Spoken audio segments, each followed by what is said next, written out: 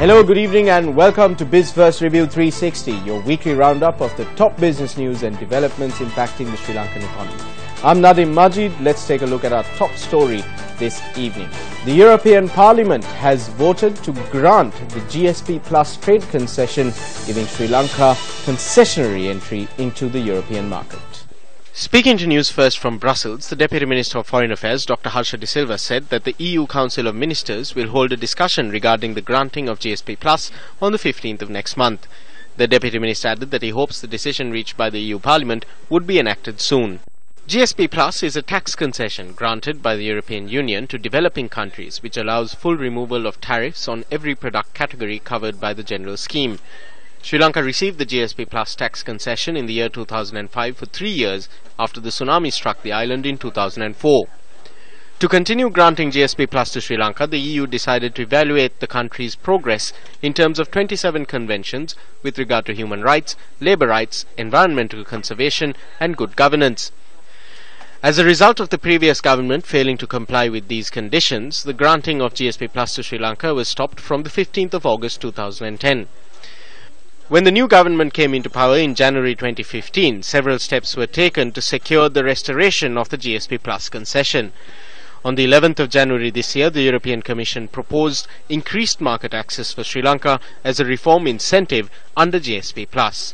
It was revealed at the Cabinet media briefing yesterday that the government has approved certain conditions laid out by the European Union and that the documents pertaining to the changes had been sent to Brussels before the vote. Let's now take a look at some other stories that made headlines this week. Finance Minister Ravi Karunanika told reporters that he is confident of reaching an agreement over the next IMF tranche due in June. He said negotiations were tough, but he valued the IMF's endorsement of Sri Lanka's fiscal consolidation. You know, IMF gives petty cash and tries to get the maximum out, but we respect them for one thing.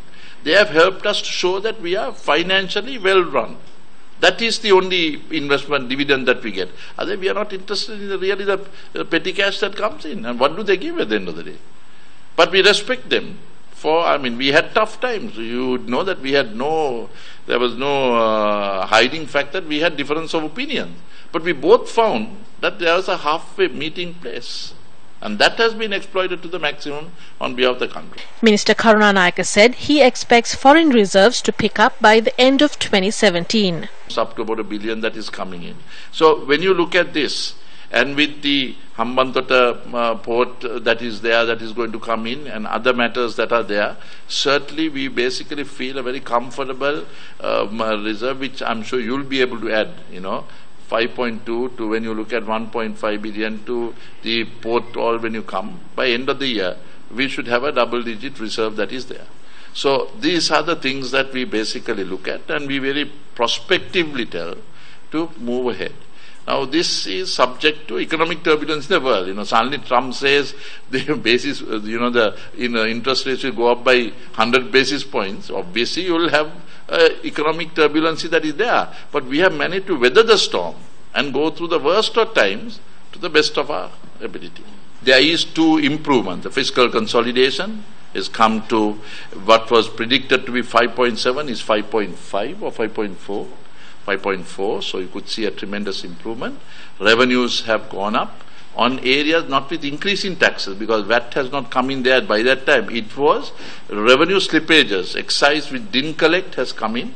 Inland revenues that didn't collect before or got political privileges not to pay came in. And also wherever wherever there were slippages or wanton display of professionalism has come back where there is some element. Whether I want it much more increased, but there is a tremendous increase that is taking place. So those are the contributory factors to increase fiscal space. And as a result, fiscal deficit has reduced and the consolidation is taking place. So that has reflected. I guess the fiscal policy, the World Bank and the IMF did accept that there is a tremendous improvement. Monetary is in certain areas clarification and rectification needed, but I'm sure both work together. I must also observe the fact that last year was an economically turbulent year. On the other side of this short commercial break, Sri Lanka and global trade. Where do we stand? Where are we going? How important is it? All that and more coming up after the break. Does Sri Lanka have the potential to be a trade hub in Asia, particularly in South Asia? To talk about this and more, I'm joined on the show this evening by Ms. Subhashini Abesinghe. She's the Research Director at Verite Research. She's also an expert in trade, in international trade. Subhashini, thank you very much for coming on Biz1st Review 360. I'd like to ask you, recently you were at the session, the exporters session on the trade facilitation agreement, the WTO agreement that was held in Sri Lanka recently. What does the TFA mean for Sri Lanka? Because we've been talking about bilateral trade agreements, you know, ETCA, free trade agreements with Singapore and China, etc. And these multilateral agreements have sort of escaped our attention. What does the TFA mean for Sri Lanka? Yes, so actually for a long time, the World Trade Organization have been struggling to ratify any multilateral agreement. There has been so much resistance and so much disagreement. So this is at the last WTO Ministerial at Nairobi, the one agreement after a long delay that every WTO member agreed to ratify was the WTO Trade Facilitation Agreement. It is considered a breakthrough in the WTO negotiations, which has stalled for a long time. So first let me tell you what WTO Trade Facilitation Agreement is. It is a different kind of an agreement, because when people talk about WTO, they often feel that WTO is all about trade liberalization.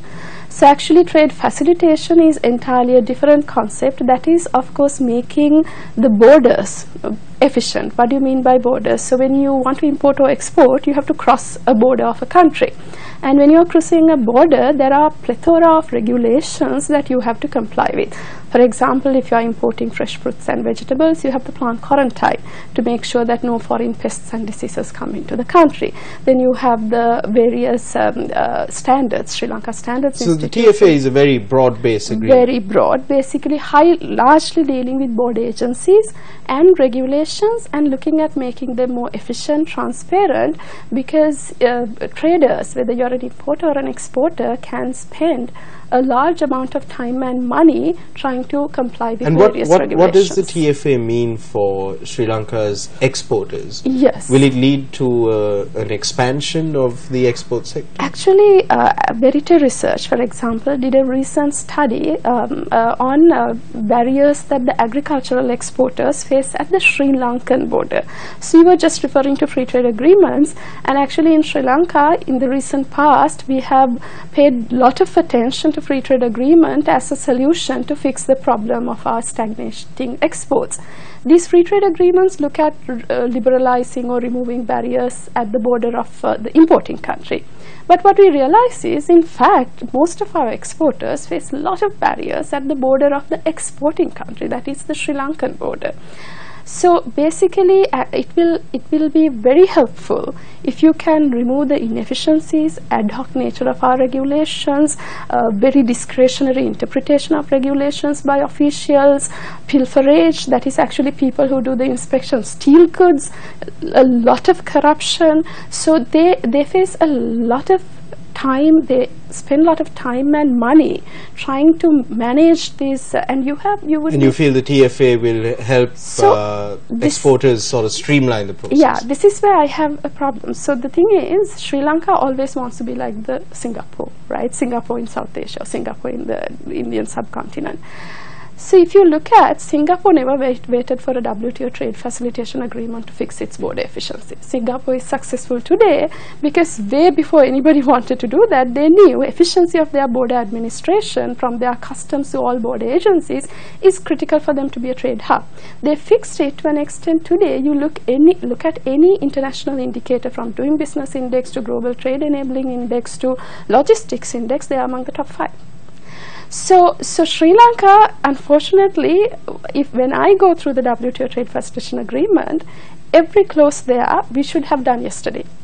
Everything that's there is what we should have done. Yes, we wanted to be a trade hub, if we wanted to be a logistics hub, if we wanted to... So why is it not being done, Subhashini? If the policy researchers know that it should have been done yesterday, if the economists are telling you that it should have been done yesterday, if some of the people who are in government now were saying yesterday that it should be done by the government of the day back then, Right.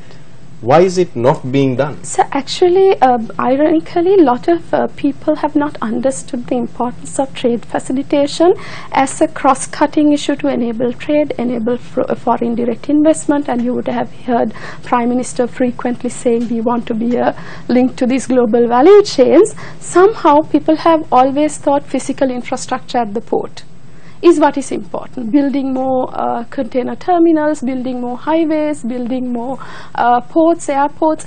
But really, it goes far beyond physical infrastructure if these ports, border agencies, all of this is not efficient.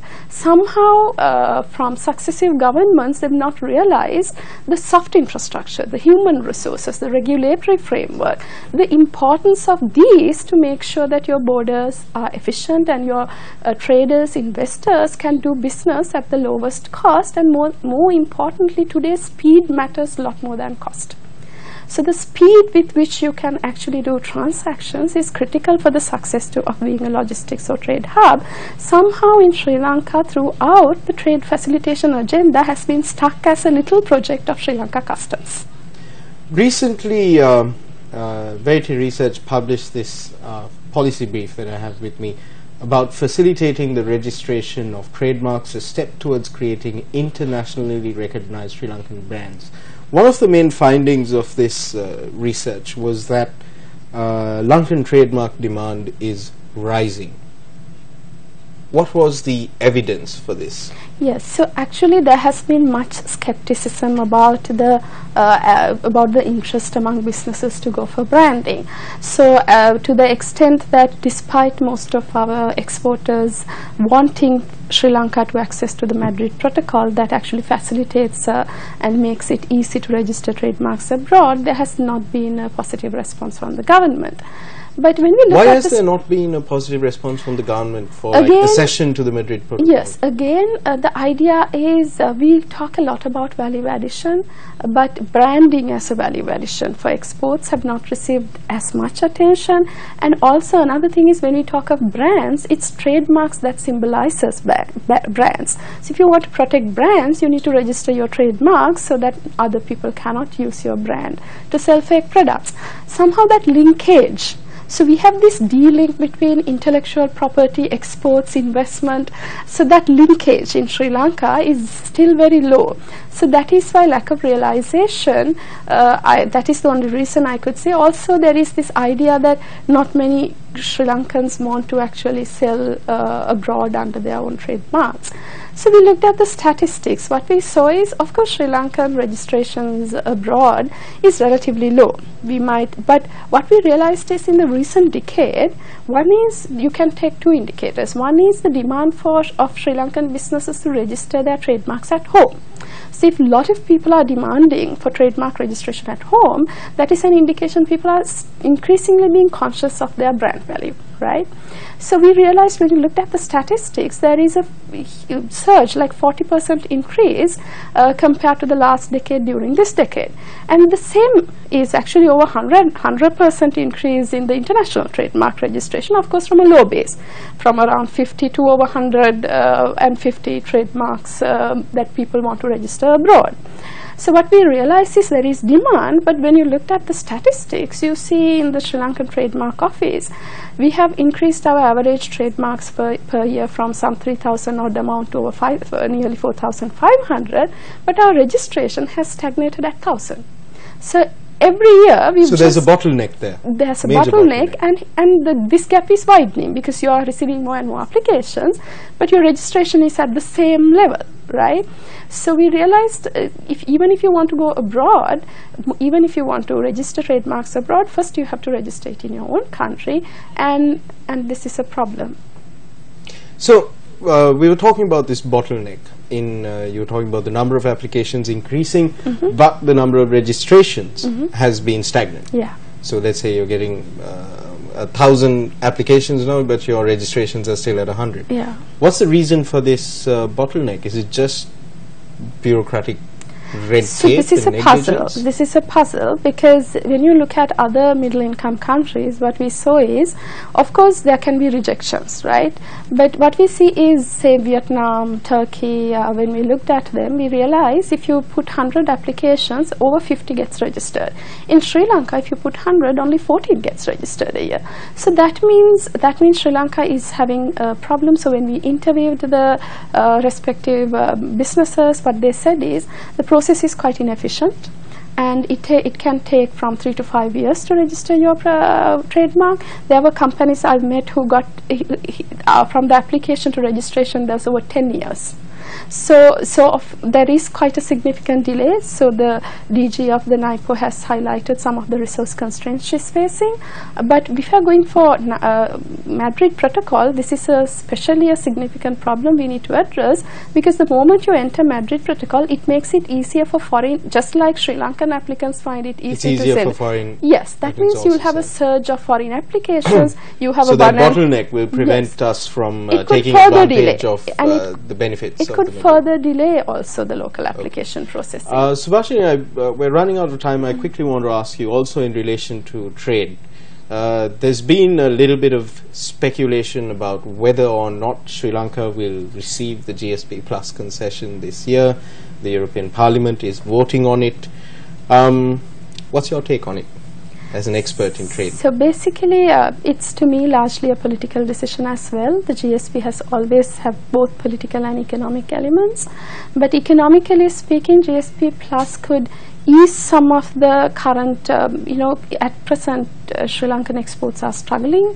We are not cost competitive, and the demand from our main markets like Europe and USA is declining. So it could cushion some of these negative impacts if we do get GSP Plus. But personally, all these free trade agreements or unilateral agreements like GSP, I have never considered them to be a game changer in terms of addressing our export problem. But it will definitely cushion for some sectors, especially like apparel and fisheries. What about bilateral free trade agreements like ETCA, or the also on the cards free trade agreements with Singapore, with China? Do you think that these will be game changers for Sri Lanka? No, they will not be. Free trade agreements can always marginally help. Sri Lanka has huge capacity and competitiveness issues in our exports that cannot be really addressed by free trade agreements alone. Thank you, Subhashini, for your thoughts. It's been enlightening, a very thought-provoking perspective that you've given us. Thank you very much for coming on Biz1st Review 360. Subhashini Abesinghe, Research Director at Verite Research. Thought-provoking statements there from her. Sri Lanka has major capacity and competitiveness issues when it comes to engaging in international trade. Welcome back to the program. The Australian High Commission in Sri Lanka hosted the first Australia-Sri Lanka Alumni Network in Colombo around the theme of building the pillars of a successful and sustainable tourism industry. Let's take a look at what was said. I think it's really important to have a one-stop shop in marketing your country. So government organisations, the different departments, all need to work together to be able to optimise the outcomes in international tourism marketing. And so I guess my first suggestion to make sure that you have a really vibrant and successful tourism sector is that you ensure that there isn't fragmentation in the sector, that you have everybody working together to ensure that the best possible outcomes are driven, whether they are in relation to tourism planning, whether they are in relation to the asset management, the tourism asset management and the direction that the private sector needs to go to provide the tourism infrastructure, or whether it's destination management. It is so much more efficient if that is all done out of the one organisation. You need to undertake the necessary research to know what it is that the country that you're looking to try and attract visitation from, what it is that they want, what is it that they are going to most likely take into account in terms of travelling to Sri Lanka, what is the driver for them. And we do a huge amount of research. In fact, I think almost 1% of our expenditure is in research, and we do that research in our core markets. I can't express enough to you how important it is that your country undertakes a really robust research agenda, and it's research that's both demand driven, that is why they're coming, it's supply driven. What is it that you need to be able to build here in order to be able to satisfy that market? And it's the after visit experience, finding out at the airport, at the port terminals, what was their experience like, what can we do better, what do you think of, what was the most important element of your travel experience. The third thing that I think is fundamental in terms of the success is the packaging up of your authenticity and your diversity and making that more accessible. Because there's such a plethora of information out in the travel world about the sorts of things that you're extremely good at, that it's very difficult to, if you're not an aficionado of Sri Lanka and its tourism assets, it's very difficult to know where to go. Do I go to the south? Do I go to the east? What's happening up north? Where's the tea district? There's not a sufficiently clear understanding in the world travel marketplace of how to easily navigate around this fabulous country. Yet you look at your absolutely unique assets, and your 8 World Heritage Sites. It's amazing. The 38 national parks that you have all around the country, the spectacular beaches and tanks that you have, the living culture that you promulgate of dance and the heritage that underpins that, the unconditionally friendly people that are here, and the world-renowned food offering. But you need to ensure that the world can access that. We had specialised travel agent knowledge and create Sri Lanka specialists. We have done that very successfully in Australia. We have 29,000 agents throughout the world that have qualified as Aussie specialist agents. 2,000 alone just in China. That's taken a long time. You can't get to that immediately. But if you work on that over 5 and 10 years, there's no reason why you can't build up 1,000 at least, or 2,000 specialist agents right throughout the world in each of the core markets who have such a knowledge of Sri Lanka and have such a knowledge of where people go and why they should go there to align with their interests, that they are great representatives of being able to sell this incredible product. You cannot underestimate the importance of social in terms of the way in which you distribute your message. We have 7.2 million fans on Facebook. There is no other national tourism organisation that has that much support from social. We have 2.4 million Instagram followers. We have 500,000 Twitter followers. You need to think through how you are going to optimise the use of social to get the message out there about what an extraordinary country this is. And that's a wrap of our program for tonight. Thank you for joining us. Don't forget to look us up on Facebook. You'll find us at Biz1st Review 360. I'm Nadim Majid. I'll see you again same time, same place next week. Good night and good luck.